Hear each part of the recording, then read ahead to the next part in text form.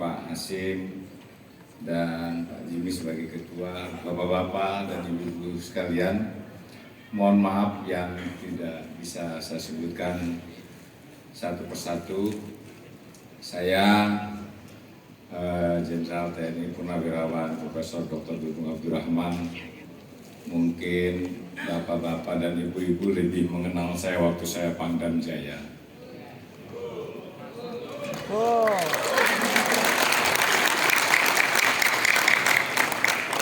Pada kesempatan yang berbahagia ini, saya bersyukur dan berterima kasih atas undangan dari RAPI yang pada hari ini mendeklarasikan untuk mendukung 02.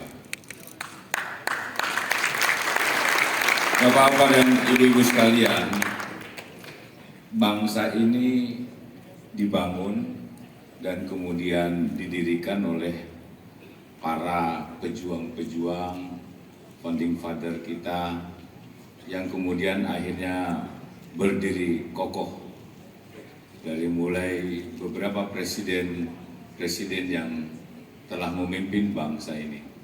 Dan yang sekarang sedang berjalan adalah Presiden Republik Indonesia Bapak Insinyur Haji Joko Widodo.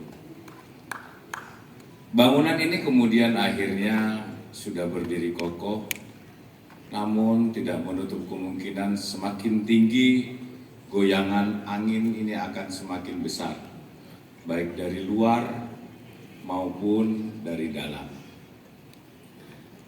Yang kita lihat di media sosial saat ini, goyangan-goyangan dari dalam yang arahnya adalah bagaimana memperkeruh persatuan dan kesatuan bangsa. Kita sadari bahwa tidak menutup kemungkinan bahwa dari dalam pun pasti ada goyangan-goyangan dari pihak luar yang sengaja memecah belah persatuan dan kesatuan. Kita lihat di negara Timur Tengah, Irak, Iran, Libya, Lebanon, Afghanistan, Syria, Mesir, itu satu daratan, satu agama dan hanya dua suku. Mereka hancur lebur oleh pihak-pihak tertentu yang menginginkan sumber daya alamnya diambil dan akhirnya mereka saling bunuh-bunuhan.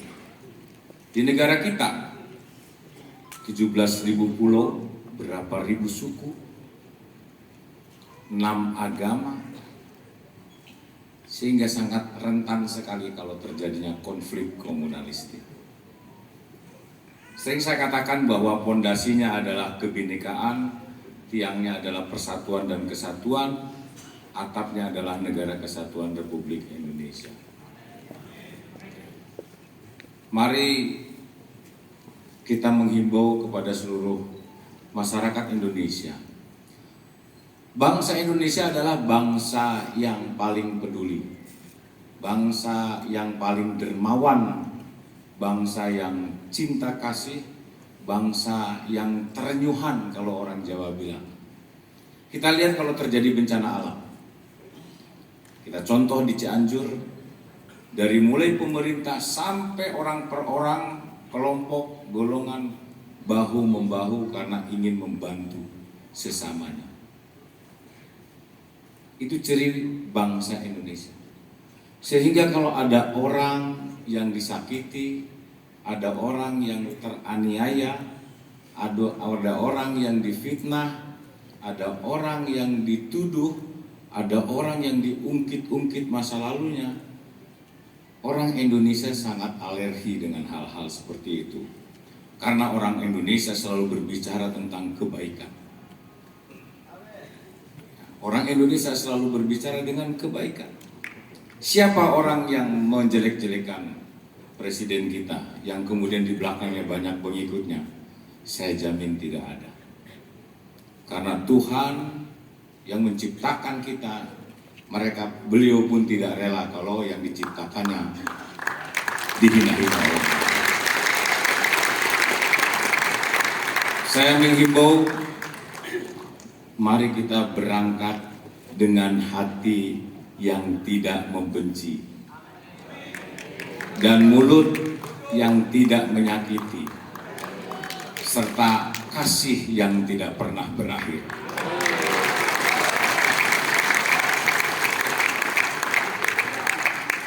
Marilah kita hidup berbaik sangka kepada orang lain daripada kita berprasangka buruk kepada orang lain. Kebaikan seseorang itu tidak diukur dari bagaimana sholatnya, bagaimana sembahyangnya, bagaimana berdoanya, tapi bagaimana dia memperlakukan orang lain.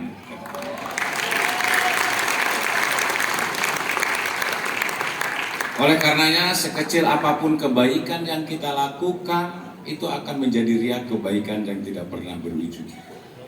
Tetapi sekecil apapun kejelekan yang kita lakukan, ini akan menjadi warisan kejelekan berikutnya. Maka berangkatlah dari hati yang baik, pikiran yang baik, ucapan yang baik, dan tindakan yang baik, maka semuanya akan kembali dengan baik. Saya melihat Pak Prabowo. Tuhan itu melihat orang bukan dari kepalanya, tetapi dia dari hatinya. Begitu juga kita. Saya melihat Pak Prabowo itu hanya ada ketulusan, hanya keikhlasan, kepasrahan untuk membangun bangsa ini.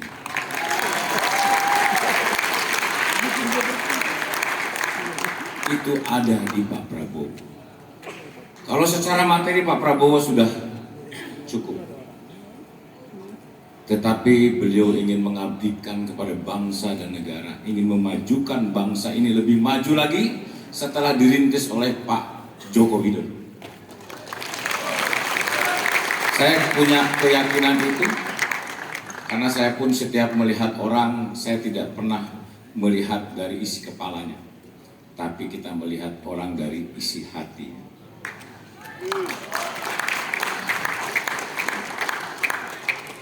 Bapak-bapak dan ibu sekalian, pada akhirnya nanti, pada akhirnya kita semua nanti akan kesepian. Bukan berarti kita kesepian kemudian kita melupakan. Nanti juga kita akan terdiam. Bukan berarti kita lupa. Kemudian kita juga nanti akan putus semua karena kehilangan. Tetapi yang akan mempererat kita dan tidak pernah berakhir adalah persaudaraan. Paslon 1, paslon 2 maupun paslon 3 berdebat. Menurut saya, debatlah secara elegan, bijaksana untuk kemajuan bangsa dan negara. Tidak boleh tendensius, memojokkan, menyalahkan, menuduh, karena rakyat bangsa Indonesia sudah pintar. Jangan kemudian nanti 3 paslon ini di belakang layar minum kopi bareng, sementara di bawah cakar-cakaran. Bangsa Indonesia menginginkan bangsa yang betul-betul menjaga persatuan dan kesatuan. Saya punya keyakinan Pak Prabowo nanti menang 1 putaran. Dan saya punya keyakinan apabila Pak Prabowo menang, Pak Prabowo akan merangkul baik nomor 1 maupun nomor 3. Saya punya keyakinan itu. Sehingga menurut saya nanti di debat yang keempat, mari kita berbicara yang manis-manis saja. Karena orang Indonesia sukanya yang manis-manis.